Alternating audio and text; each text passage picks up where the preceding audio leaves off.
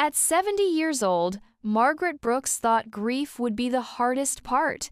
Her husband, Walter, had died quietly in his sleep just 3 weeks before. 52 years of marriage, 4 children, and the kind of love that didn't need grand gestures to be real gone in the blink of a night. The funeral was respectful, restrained.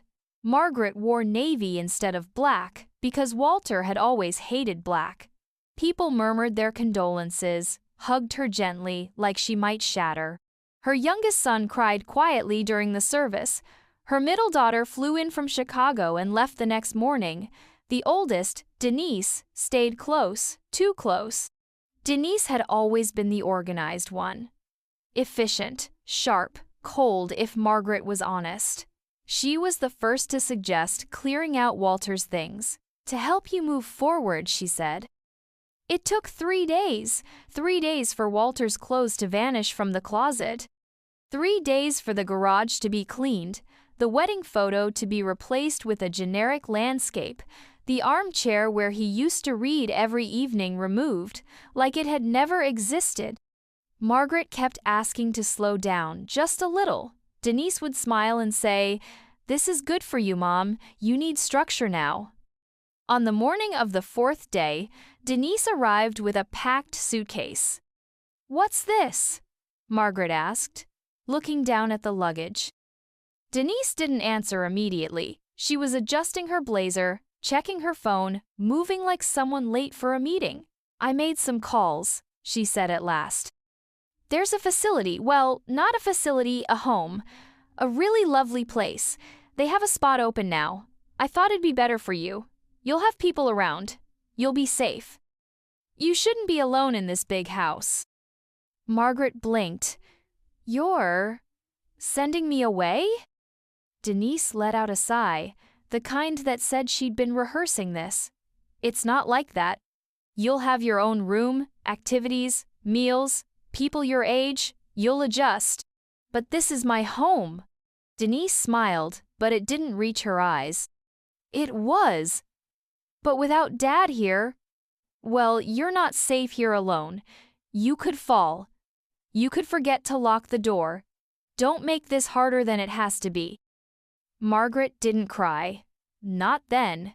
She stared at her daughter's face, so sure, so proud, so determined. She wanted to scream, to throw the suitcase across the room. But instead, she folded her hands in her lap. "I see," she said softly. The nursing home was beige. That was the first thing she noticed. The walls, the furniture, even the nurses' uniforms. Beige, lifeless, safe.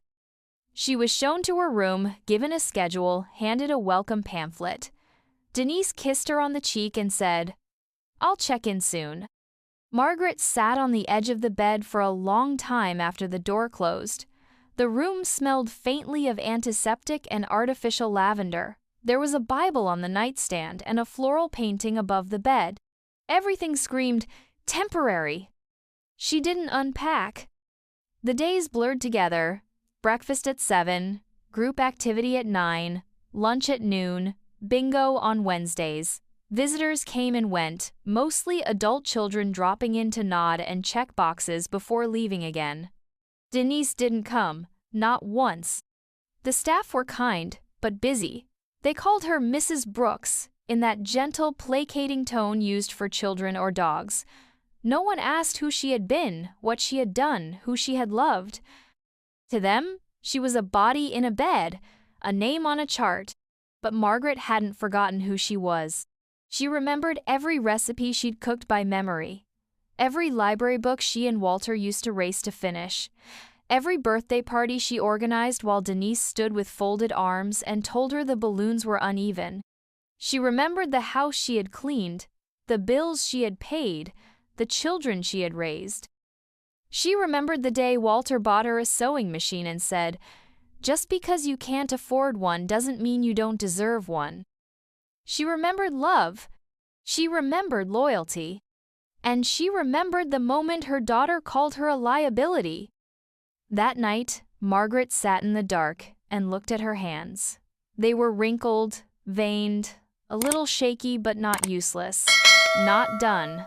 Not yet. She opened the small drawer by the bed and pulled out the old notebook she had packed herself. It was tucked between her undergarments, untouched by Denise. She flipped it open and looked at the list she had written the day after the funeral. It was titled, "Things I Still Know How to Do." She read through them all. And at the bottom, she added one more, "Plan quietly." Because grief had made her slow. But betrayal had made her sharp. And Margaret Brooks wasn't done yet. Margaret didn't ask to lead the book club. Someone just failed to show up one Thursday morning, and the recreation aide looked helpless, clutching a copy of Pride and Prejudice like it might explode. The room was full of half-interested residents, waiting for someone to begin. So Margaret opened the book, cleared her throat, and said, "You all remember what it's like to be underestimated, don't you?" That got their attention. By the end of the hour, the aide was taking notes. It started there just a one-off gesture to keep the room from falling asleep, but words spread. Margaret had a way of speaking that didn't feel like a lecture. She didn't talk down, she didn't sugarcoat. She told stories. Not just Austen and Dickens, but real ones about raising 4 kids on one income, about learning to make bread from scratch during the fuel crisis, about finding love with a man who once thought polyester was fancy. The residents listened, they laughed, some cried, many stayed after the sessions just to talk. It was the most life the beige room had seen in years. Margaret was no longer just a patient. She was becoming something else. One afternoon, a nurse named Carly pulled her aside. "You've got a way with people, Mrs. Brooks. Honestly, I think you've done more for morale around here than 3 therapy dogs and a bingo cart." Margaret smiled politely, but inside, she filed the comment away like a puzzle piece. She had been watching silently, just as Denise always liked her to, but now she was watching with purpose. She learned the staff's names, their schedules, their frustrations. She noted how the night shift was always short-staffed, how the management office rarely responded to requests from residents directly, and how the monthly family engagement board hadn't changed in 5 months. She saw the cracks, and more importantly, she saw opportunity. On a cloudy Tuesday morning, Margaret requested internet access. The facility had Wi-Fi, but it was rarely used by residents. The staff gave her a cheap tablet with a cracked corner and said, "Just don't click on anything suspicious." She smiled, nodded, and immediately created a new email address. She named it QuietHand70. That same afternoon, she registered for a free online business course, then a legal workshop, then a seminar titled How to Regain Financial Control in Retirement. Each night, while the halls were quiet and the TVs hummed reruns of game shows, Margaret studied. She wasn't a stranger to paperwork. She had balanced household budgets for 5 decades. She'd once fought a wrongful utility charge all the way to the state ombudsman and won. Bureaucracy didn't scare her. It just bored her. But boredom was a luxury now. She had fuel. 3 weeks into her lessons, she called the administrator's office and asked about the home's investor list. "Why?" the receptionist asked, confused. "I'd like to make a donation," Margaret replied sweetly, "but I'd like to know where the money goes first." That got her an appointment. It turned out the facility was part of a larger care network, a web of homes, centers, and affiliated services, partially supported by private capital. One of those investors was a boutique real estate firm. The firm specialized in flipping undervalued properties, especially those surrendered by elderly residents with no advocates. Properties like hers. Margaret's house had been placed in trust years ago. Walter, careful as ever, had set it up in a way that required both of their signatures to sell it unless one party was deceased. In that case, the primary executor could act alone. And guess who that was? Denise. Her daughter hadn't just moved her out for safety, she'd moved her out for control. But what Denise didn't know was that Margaret had kept a second copy of the trust paperwork, including a clause Walter had added in his final revision, a clause requiring written approval from at least 2 family members for any full transfer of ownership if one party was incapacitated. It was a safeguard against manipulation. Walter always said, "I trust our girls, but not blindly." Margaret printed out the document. She highlighted the clause. And then she made a call to her youngest son, Jonathan. Jonathan had always been the quiet one, sensitive, overshadowed. Denise said he was too soft for business. Margaret thought he was too decent to play their games. When he answered the phone and heard her voice, he choked up. "Mom? I need your help," she said simply. "I'm not ready to be erased." He came the next morning. Not just with coffee and flowers, but with a laptop, a notary contact, and a copy of the house deed. They worked for hours. Margaret explained everything slowly, methodically, like she used to do when helping him with homework. By lunch, he was caught up. By dinner, they had drafted a letter to the Care Facilities Board, raising questions about its ethics and investor ties. That night, Margaret sat by her window and watched the rain. She wasn't angry anymore, not exactly. She was focused. People thought old age dulled the mind, but what they didn't understand was that age stripped away distractions. She had no one to impress, no time to waste, no patience for cruelty. She wasn't fighting to win. She was fighting to exist. And the world was about to remember exactly who Margaret Brooks had always been. The letter didn't scream. It didn't accuse or threaten. It didn't use bold fonts or red ink. It was printed neatly, in size 12 serif font, on heavy cream paper. The language was polite, professional, but unmistakably precise. It began. To the board of Willow Glen Care Network, I write not only as a resident, but as a witness. Within 24 hours, the phone rang in the administrator's office, then the regional directors. By day 3, a representative from the care network itself flew in from the city. He asked for a meeting with Margaret. She insisted it be held in the community room. She wanted chairs. She wanted witnesses. When he arrived, flanked by 2 assistants and a public relations woman who looked like she hadn't slept in days, Margaret was already seated at the center of the room, with Jonathan on one side and a few curious residents on the other. Carly, the night shift nurse, stood near the back, arms crossed. The man introduced himself as Mr. Weller. He smiled too tightly. "We've read your letter, Mrs. Brooks. We'd like to resolve this quickly." "I'm sure you would," Margaret said without blinking. "But before that, I have a question. How long have you been accepting property referrals from Densford Equity Group?" Weller's eyes flickered. "That's a private investment partner." "It's also run by your brother-in-law," she replied. A pause.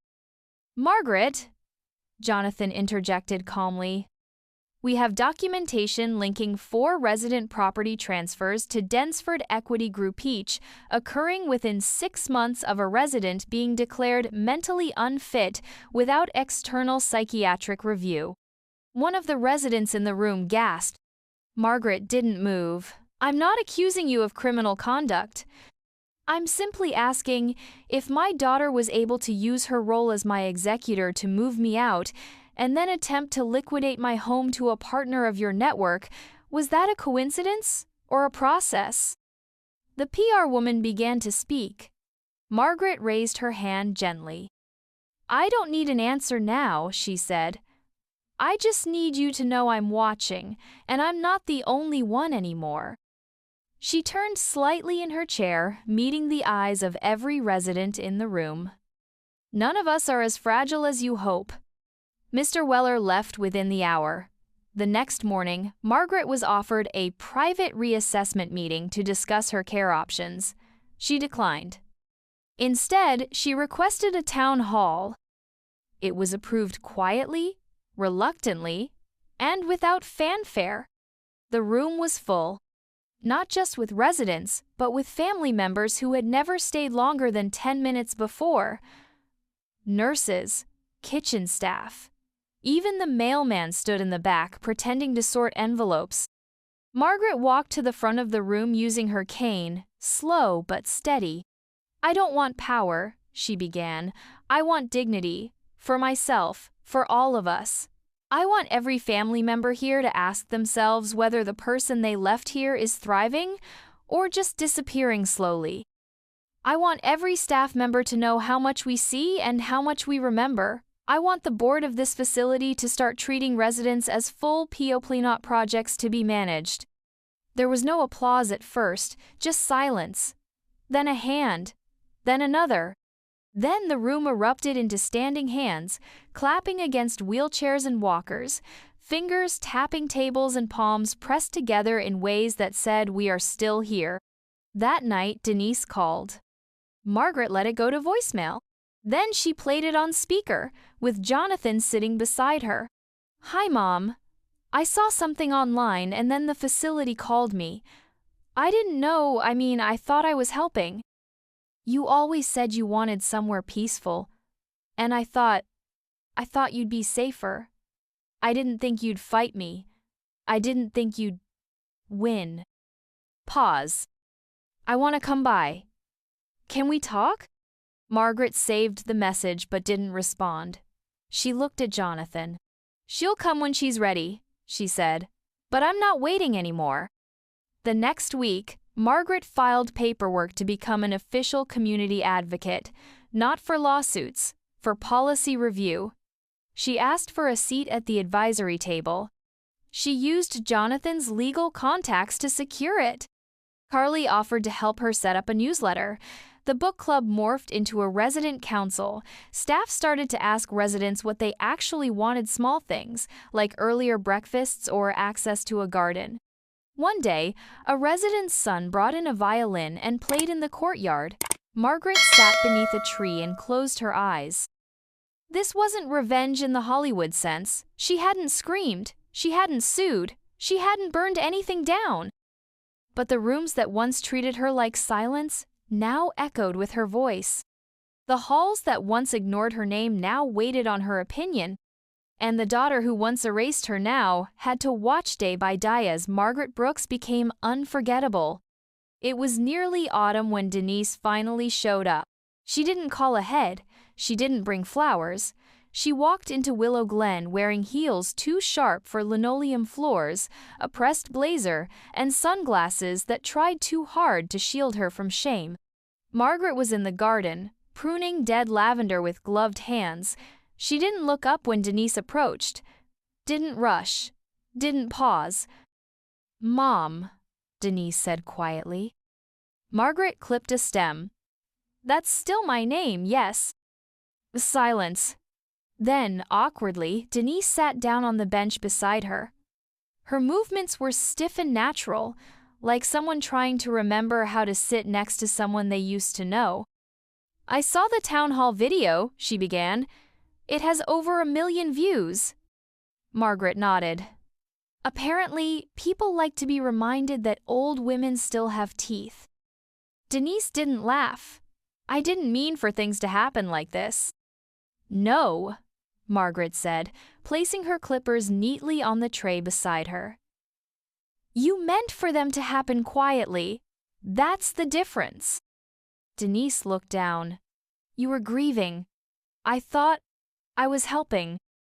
Margaret finally turned to her, eyes clear and unreadable. "No, Denise, you were controlling. There's a difference between care and containment, and you chose the second." Denise's jaw tensed. "I was trying to protect you." "From what? A house full of memories? A life I actually lived?" Margaret leaned back slightly. "Or were you just uncomfortable being reminded that one day someone might do the same to you?" The words didn't shout, but they cut deeper than raised voices ever could. Denise's lips trembled. I didn't know you were still so sharp. Margaret raised an eyebrow. You never asked. They sat there for a long moment, mother and daughter, both grieving different things. One mourning a husband, the other perhaps mourning a version of herself that never existed. I want to fix it, Denise said finally. Margaret considered that. I'm not sure you can, but you can start by not deciding what's best for me without asking me. Denise swallowed. Do you want to come home? Margaret smiled, but it wasn't kind. Darling, I am home. And she was. In the months since she had been sent away, Margaret had built something that no one in her family ever gave her credit for, a space where she wasn't invisible. A space where her words carried weight. A space where her name meant something beyond logistics and liability. She had a schedule, a purpose, a community, and now, a voice that had reached far beyond the beige walls someone once thought would contain her. Denise nodded slowly. Can I visit again? Margaret stood, stretching her back gently. You can start with once a week, like a proper daughter. That night, Jonathan came by with a new book for the next club meeting. Carly stopped by with apple pie from her mother's kitchen. One of the residents brought Margaret a drawing her granddaughter had made of Miss Margaret the Queen, complete with a tiny lavender crown. Margaret looked at the picture and laughed. It was the kind of laugh that didn't come from triumph, but from release. She didn't win by yelling. She didn't destroy anyone. She didn't need to. Because some victories are quiet. And sometimes, the best revenge is simply being unforgettable.